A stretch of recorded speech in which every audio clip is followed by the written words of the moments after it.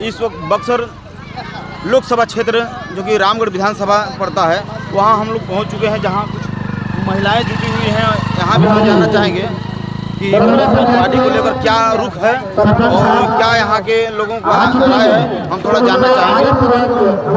क्या नाम पड़ेगा सर जी? नाम पड़ेगा। अभी बक्सर लोकसभा पार्टी का क्या? देखिए, अभी तो आचार संहिता लगा हुआ है, लेकिन मैं कहूँगा कि बहुजन समाज पार्टी बक्सर लोकसभा जीत कर जाएगी और जैसे भी जीते, और माननीय बहन जी का हाथों का मजबूत होगा। इसलिए कि मैं सब बहुजन समाज पार्टी का ये नहीं, बिहार से मैं कह रहा हूँ कि मैं वैशाली से शंभू सिंह यादव जीतेंगे चुनाव, और काराकाट से अपना लक्ष्मण यादव जी भी चुनाव जीतेंगे। मैं 4 मैं सीट को कहता हूँ कि बिहार से बहन जी के हाथों में जाएगा, और उत्तर प्रदेश में 80 में 40 सीट बहन जी चुनाव जीतने जा रही है। बीएसपी की सरकार बनने जा रही है।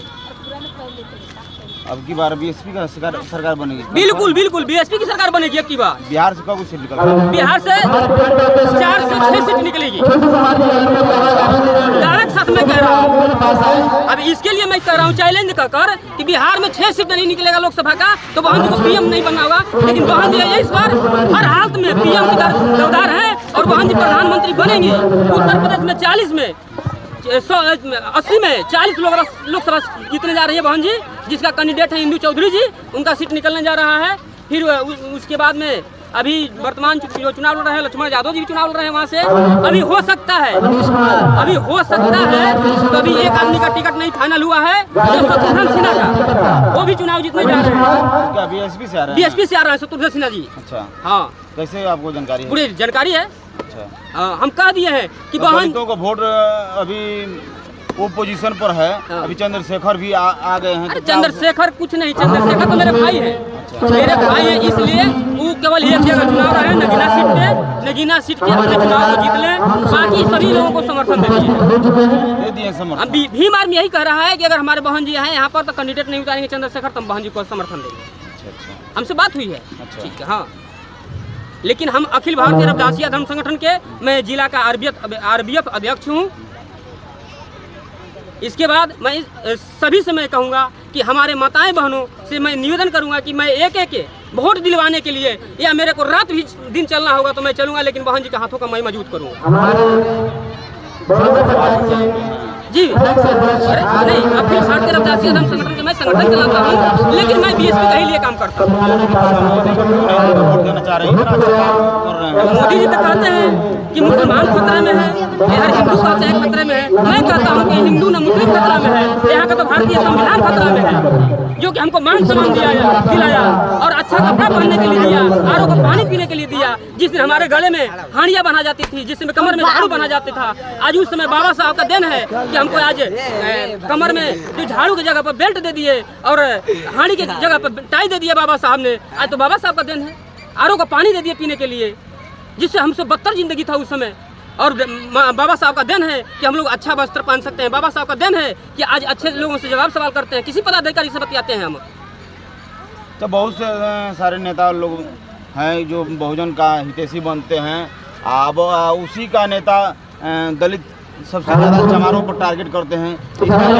कुछ ऐसा लोग है ना कि जुमलाबाजी करते हैं कि मैं अपने लोगों का मैं हमदर्दी हूँ। मैं कहता हूँ कि कोई हमारा हमदर्दी नहीं है। मैं जानता हूँ बाबा साहब जब पहला बार चुनाव लड़े, मैं उसी समय से मैं इतिहास में खोल कर कहता हूँ कि बाबा साहब जब पहला चुनाव लड़े तो पाकिस्तान से लड़े चुनाव, और पाकिस्तान बाबा साहब जब पहला चुनाव लड़े उस समय भोला परसवान शास्त्री को लड़ा दिया गया, जिसमें बाबा साहब वहाँ पर चुनाव हार गए। दूसरा चुनाव लड़े बंगाल में, जो कि बाबा साहब वहाँ का धन है। मैं मुस्लिम समाज को कहता हूँ कि वहाँ का मुस्लिम समाज ने उस समय जिताकर कानून मंत्री बनाने का काम किया, जिसमें कानून सभा में भेजने का काम किया, जिसमें बाबा साहब ने संविधान लिखकर हम लोगों को सम्मान दिलाए। इसलिए हम बाबा साहब को मानते हैं। और हमारे बहुजन समाज पार्टी जो है किसी एक विशेष पार्टी की नहीं है, सभी समाज को जोड़कर है, किसी का एक विशेष पार्टी नहीं है। मैं यही कहूँगा। तो जनता को कैसे समझाइएगा? हमारे महापुरुष भी कह गए हैं, रविदास महाराज जी कहे हैं कि मैं ऐसा चाहूँगा जहाँ मिले सब हमको। आज सब संगत है, जहाँ गुरुदास पसंद है। इसलिए आज जो मोदी जी काम कर रहे हैं वो 600 वर्ष पहले हमारे गुरु रविदास महाराज जी कह दिए कि मैं ऐसा चाहूँ राज में जहाँ मिले सबन कोई और छोट बड़ सब बसे तहाँ गुरुदास रहे पसंद। इसलिए आज मोदी जी कह रहे हैं कि मैं 5 किलो अनाज दे रहा हूँ, तो किसी अपने घर से नहीं दे रहे हैं, ये हमारा संविधान का हक है। इसलिए उस समय हमारे रविदास महाराज जी के उसी समय हमको कह दिए थे। रविदास महाराज जी बहुत अच्छे अमित वाणी बोले हैं। तो राशन दे रहे हैं, सिलेंडर दे रहे हैं फ्री में, 370 धारा लागू जो हुआ था उसको खत्म कर दिए। सिलेंडर तो अपने घर से थोड़ी दे रहे हैं, वो तो हमारा हक है, संविधान में लिखा गया है। हमने किया, पूरा देश में विकास किया। फिर वही बात हम कह रहे हैं ना कि हमारा संविधान में हक है, अपने घर से नहीं दे रहे हैं। वो तो बाबा साहब शुरू में लिख कर गए हैं कि मैं महिलाओं का सबसे आरक्षण दूंगा, महिलाओं को सम्मान दिए हैं बाबा साहब। सबसे तो पहले ज्यादा महिलाओं के लिए अपना कलम तोड़ दिए। आप इतना बोलते हैं मोदी के खिलाफ, अभी देखे होंगे केजरीवाल को जेल में भेज दिया, आप भी चले जाइएगा जेल में। जेल में कहीं जाएंगे हम? बाबा साहब का संविधान रहेगा। अरे बाबा साहब का संविधान रहेगा तो जेल जाएंगे, बेल होगा मेरा। संविधान रहेगा तो जेल में नहीं जाएंगे, जाएंगे भी तो आ जाएंगे, ऐसे बोला। बाबा साहब का संविधान रहेगा तो मैं अगर जेल भी जाऊंगा तो बेल होगा। फिर बाबा साहब का संविधान लेकर मैं चलूंगा, इसलिए जेल जाऊंगा। हम अपने समाज के लिए बात करते हैं। महिला तो आप देख सकते हैं, और महिला भी लोग भी जुड़ी हुई हैं। हम इन लोगों से कुछ बात करना चाहेंगे। बोलिए बाबा साहब।